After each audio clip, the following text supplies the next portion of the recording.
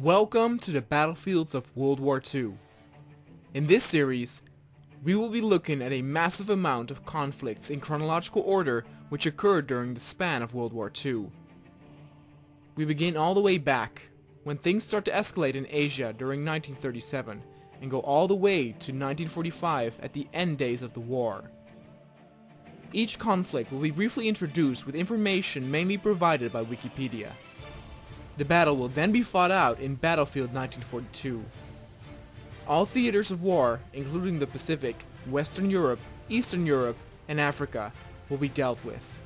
Be warned that there may be historical inaccuracies when it comes to the battles that are provided, but the main purpose of this series is to entertain, not to educate. For your epic journey throughout World War II, look no further. Enjoy. The Battle of Nanking was fought in early December 1937 during the Second Sino-Japanese War between the National Revolutionary Army of China and the Imperial Japanese Army for control of Nanking, the capital of the Republic of China.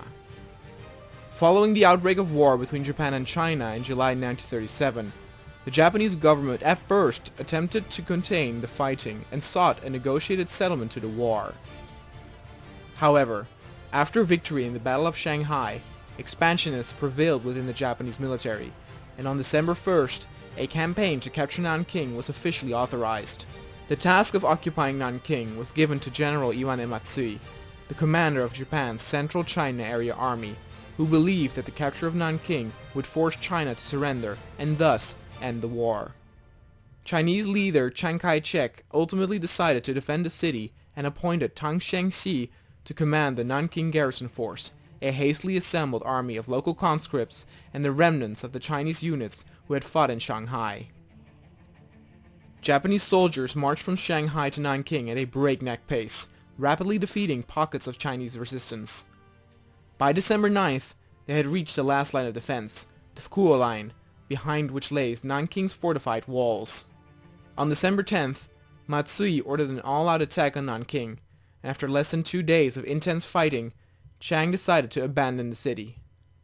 Before fleeing, Chiang ordered his men to launch a concerted breakout of the Japanese siege, but by this time Nanking was largely surrounded and his defenses were at breaking point. Most of Chiang's units simply collapsed, their soldiers often casting off their weapons and uniforms in the streets in the hopes of hiding among the city's civilian population. Following the capture of the city, Japanese soldiers massacred Chinese prisoners of war, murdered civilians, and committed acts of looting and rape in an event known as the Nanking Massacre. Though Japan's military victory excited and emboldened them, the subsequent massacre tarnished their reputation in the eyes of the world. Contrary to Matsui's expectations, China did not surrender, and the Second Sino-Japanese War continued for another 8 years. Hey everybody, and welcome to the next episode of Battlefields of World War II. Today we have a very notorious battle, that of Nanking or Nanjing.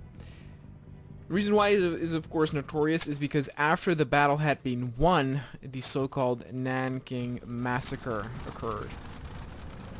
The in the intro, of course, I already talked a little bit about this.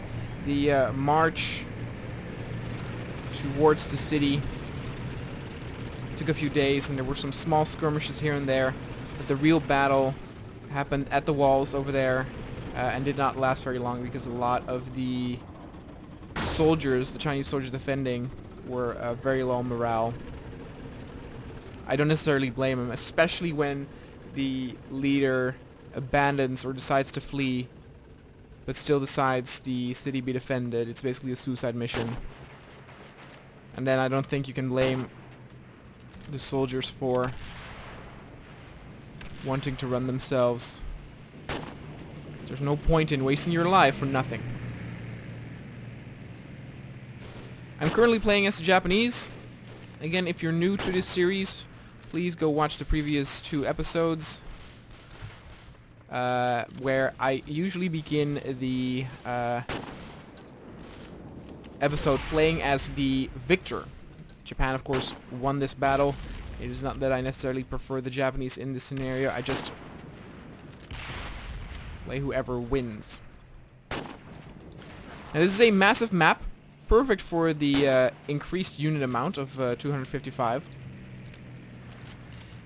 As you can see, the Japanese start outside, and there's one outpost to the left, which if you capture it, you can flank. And it kind of replicates how the battle went, to where at the end the Chinese decided to still withhold the walls, but by that time they were already surrounded. Which is of course the case what is happening now.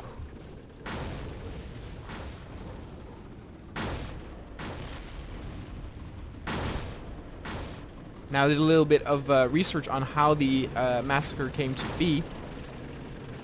As mentioned in the intro, a lot of soldiers threw away their clothing and equipment and tried to hide as regular civilians in the city.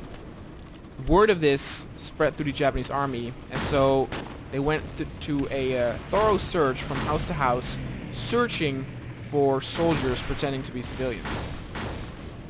Now, of course, you can't really check this, because of course a lot of them threw away their official documents or weapons or whatever. So the Japanese soldiers came up with just reasons why they suspected someone being a soldier.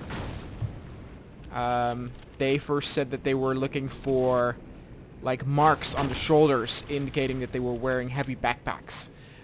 But it soon escalated in things where if people had calluses on their feet, rough skin, sharp looking eyes, or very good posture, which indicates you went through training, etc., etc., then they would suspect you were a soldier, and they would take them outside and execute them. Of course, it was also rape.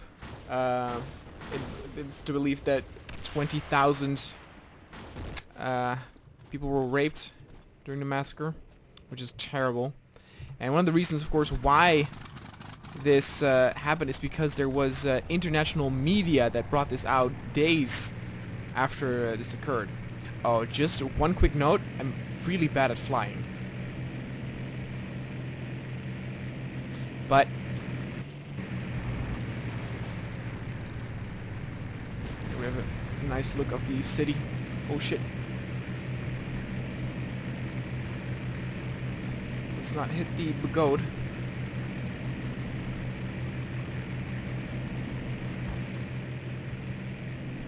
I do kind of want to get into the air vehicle, because I think this is the first battle we're doing in this series where we can actually go into the thing. Actually, let's drop down, and I think if I press 9...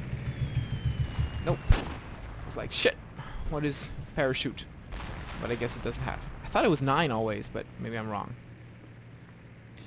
Anyway.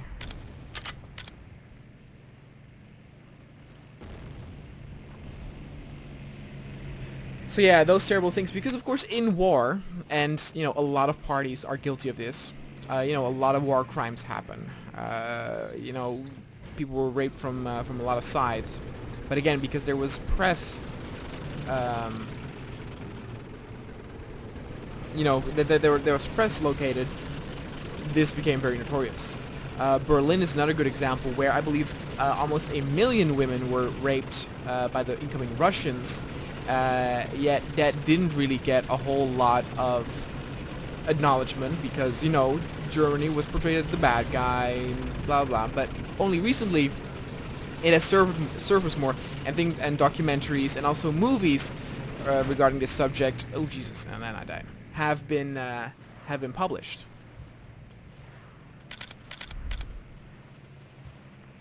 Damn it.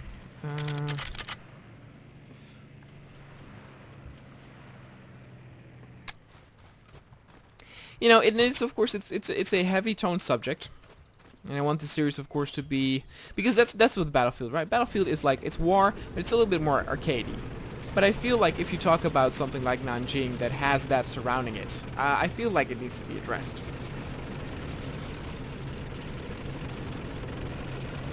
Me, of course, also living in Japan, there was, of course, also the scandals regarding certain people denying that it happened. There was, in the 90s, I believe, there was a famous, I don't remember her name, but there was a news anchor woman who was a firm believer that the Nanking massacre did not happen.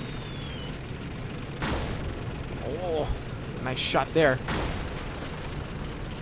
See, this is a good thing about Battlefield 1942, is that even if you're in the tank, you can capture points to where in later Battlefields, they might have returned it in Battlefield 3 or 4, but you couldn't do that. You had to be out of the vehicle. Not that it matters, because in 10 seconds the fucking map is done.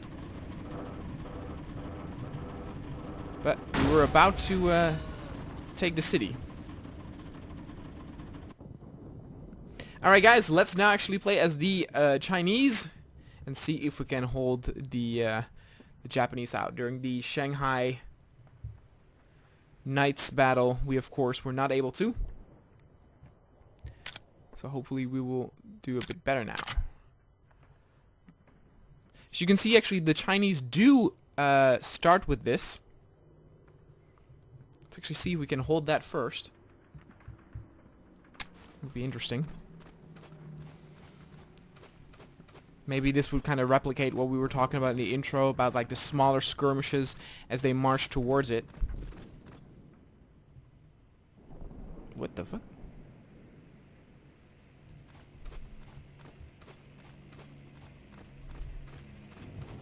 There are some vehicles I can use here, which I'm definitely going to need. Oh, artillery too. Ha! And as I said, it's literally a regular civilian car. It's the wrong side though.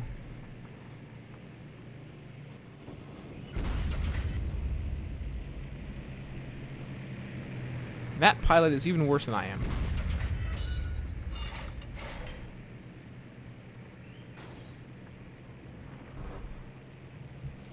I can go more to the right, so it's not going to be very useful.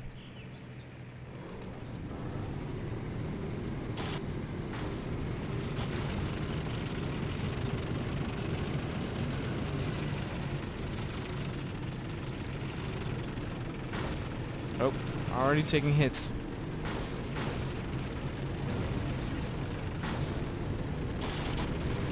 Wait, is this... That's the enemy, right? I can't do anything about it, though. Look how crappy our armor is as well compared to the Japanese. Ugh.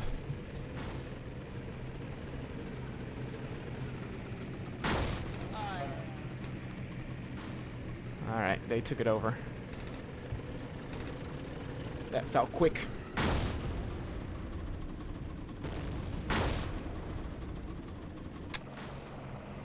How we doing here? Okay, that plane just hit the ground. Look at all of them! Oh my god. Just hold, men. Tank coming through. An old World War I tank. I do absolutely love this this map design. It feels very different from the we got some horses dead. Blech. From the regular city maps. Because in the regular one you of course don't have Asian style urban environments. Because it was rare that a battle would be fought in an urban environment in the Pacific. It mostly was islands.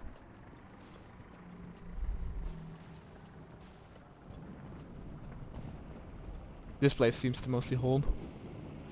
They're all going for that area.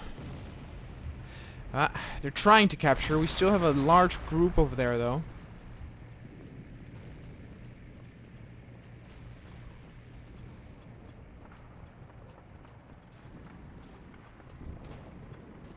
If people want, I can make these episodes a little bit longer to see if we can indeed like do more things in the map. I noticed that I was afraid at first that I would get like episodes would be too long for me to like keep talking about things, but up until now it's been really easy to keep talking as these battles and the subject is so interesting.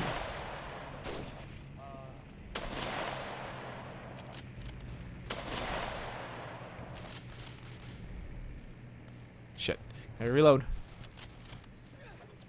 Come on, more tanks coming through, more tanks coming through. Nope. One thing I've noticed, by the way, from the pictures and stuff, is that the helmets really remind me of the German design.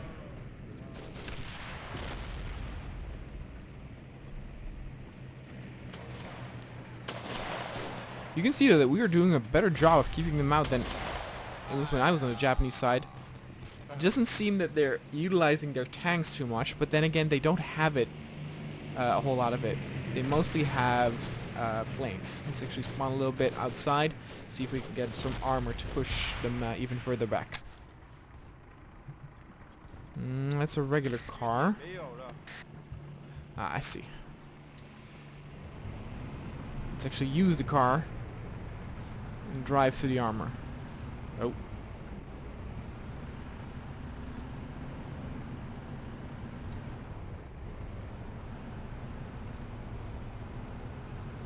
Again, a very, very detailed map. I love the look of it. Oh, shit. Damn it.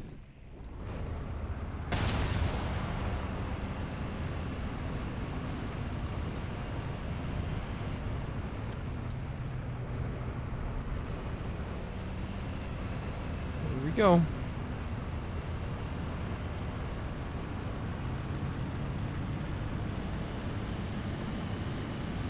That's a big explosion over there. Armor coming through, guys. Hold up. Boom, baby. Coming through, coming through.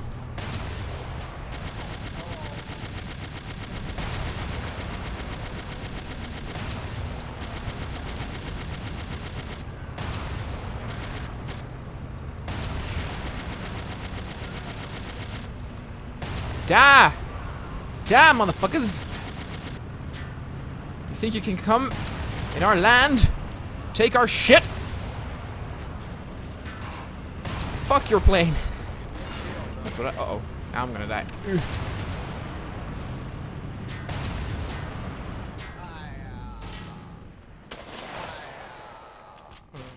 Yep.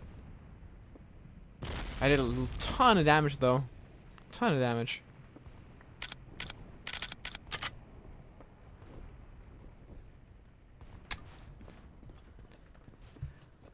The episode's coming to a close. The next episode is actually going to be a incident that I didn't even know happened, and it really flabbergasted me. It was another truly horrifying incident, but this time not caused by the Japanese, but actually by the Chinese on themselves. There was some Chinese on Chinese crime made, but for that, you guys have to wait until the next episode. Just as they also came into the walls. Again, if you guys wanted these episodes a little longer, I can make them a little longer. You can actually see, though, that the amount of reinforcement they have is very much. So that's a little bit too much, if you ask me, to completely ride out. But again, I hope you guys liked it, and I will see you guys during the next battlefield.